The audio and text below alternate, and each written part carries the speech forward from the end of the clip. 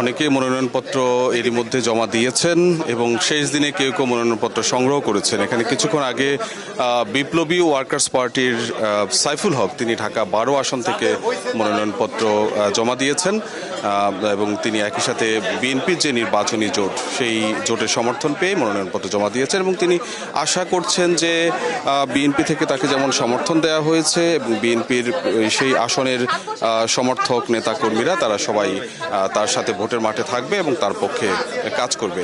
এবং আজকে এই শেষ দিনে কিন্তু রিটার্নিং কর্মকর্তার কার্যালয় বেশ সরগরম হয়ে উঠেছে প্রার্থীদের।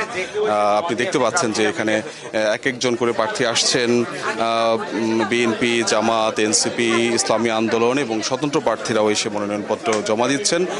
তবে সকাল থেকে যেরকম সরগরমটা ছিল দিন বাড়ার সাথে সাথে সেই সরগরম কিন্তু বাড়তে শুরু করেছে। আপনি জানেন যে বিকেল 5টা পর্যন্ত মনোনয়নপত্র জমা দিতে হবে এবং এই সময়ের মধ্যেই রিটার্নিং কর্মকর্তার কার্যালয়ের ভেতরে যারা আসতে পারবেন তারা মনোনয়নপত্র জমা দিতে পারবেন।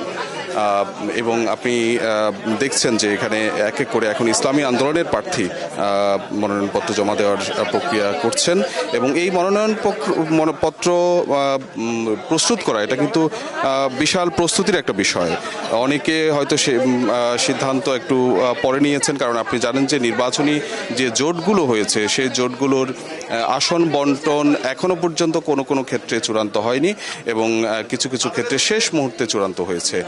সেক্ষেত্রে যারা কেউ আগে থেকে নির্বাচনী মাঠে ছিলেন, কেউ সরেও দাঁড়িয়েছেন এবং নতুন করে কেউ আবার প্রার্থীও হয়েছেন।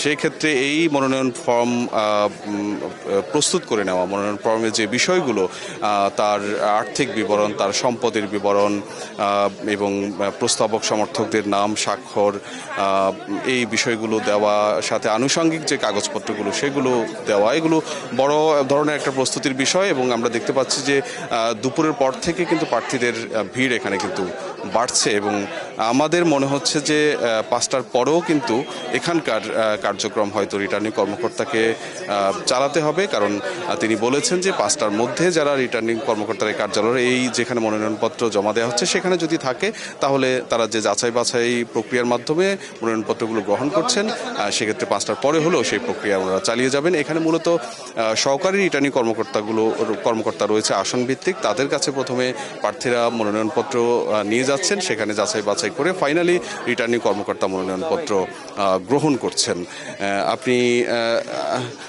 আপনি জানেন যে ঢাকার 13টি আসনের প্রার্থীরা এই রিটার্নিং কর্মকর্তার কার্যালয় অর্থাৎ ঢাকা বিভাগীয় কমিশনার কার্যালয়ে মনোনয়নপত্র জমা দিচ্ছেন।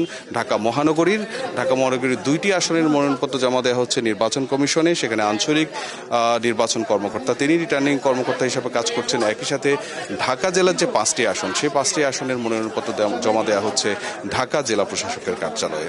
আমরা এই মনোনয়নপত্র জমা কেন্দ্রিক বিষয়গুলো পর্যবেক্ষণ করছি, পরবর্তী সংবাদেও আপনাকে সবশেষ খবর জানাতে পারব।